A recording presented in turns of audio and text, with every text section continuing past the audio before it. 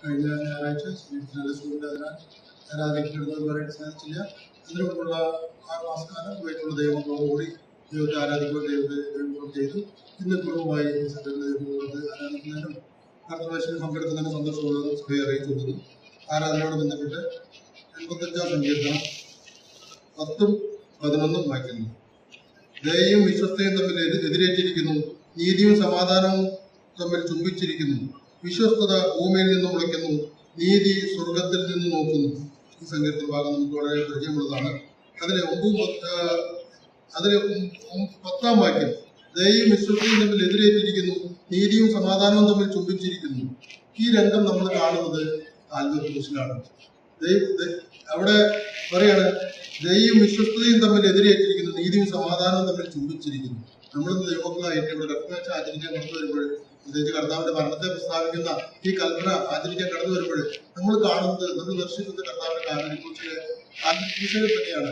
എന്നാൽ ഈ രംഗം കാണുന്ന സ്ഥലം ദൈവത്തിന്റെ ദയയും വിശ്വസ്തതയും തമ്മിൽ എതിരേറ്റിരുന്നത്, അതുപോലെ തന്നെ നീതിയും സമാധാനവും തമ്മിൽ ചുംബിച്ചിരിക്കുന്ന ആ രംഗം, മനോഹരമായ രംഗം നമുക്ക് കാണാൻ സാധിക്കുന്നത് കാൽവരിക്രൂശിലാണ്.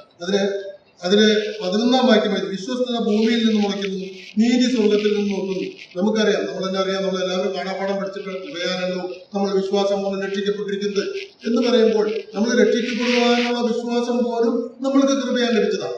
എന്നാൽ അതിൽ നിന്ന് നമ്മൾക്ക് പോലും ദൈവത്തിന്റെ നീതി പ്രാപിക്കുവാൻ തക്കത്തുള്ള വിശ്വാസം നമ്മളിൽ ഉണ്ടായിരുന്നില്ല.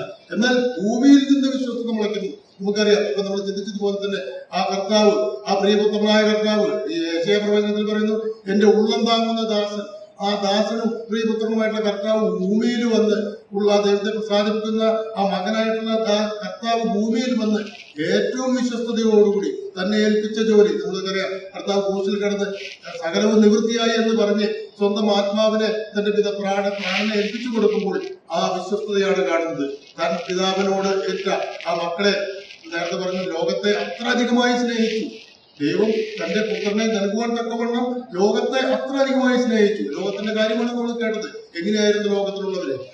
അവരെ അത്ര അധികമായി സ്നേഹിച്ചപ്പോൾ ആ കർത്താവ് ഏറ്റവും വിശ്വസ്തമായി ഭൂമിയിൽ നിന്ന് തന്നെ ആ കാര്യങ്ങൾ ചെയ്തപ്പോൾ എന്താണ് സംഭവിച്ചത്? ആ കാൽവരി ക്രൂശില് നമ്മൾക്ക് നീതി ലഭിച്ചു. ആ കാൽവരി ക്രൂശിലൂടെ നമുക്ക് ദൈവമായിട്ട് സമാധാനം ലഭിച്ചു. നമുക്ക് ദൈവമായിട്ട് സമാധാനം പ്രാപിക്കുവാൻ ഒരു യോഗ്യതയും ഉണ്ടായിരുന്നില്ല. യോഗ്യതയെ കുറിച്ച് ചിന്തിച്ചതാണ്. നമ്മൾ ശത്രുക്കളായിരുന്നു, അഭക്തരായിരുന്നു, ക്രിസ്തുവില്ലാത്തവരായിരുന്നു, ദൈവമില്ലാത്തവരായിരുന്നു. ഒരിക്കലും നമുക്ക് ദൈവമായിട്ട് ബന്ധപ്പെടുവാനോട് സാധ്യമില്ലായിരുന്നു.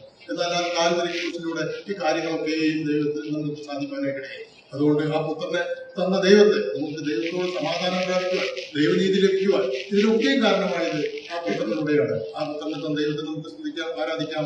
അവന്റെ പരിണാമം വാഴ്ത്തപ്പെടുമാറാണ്.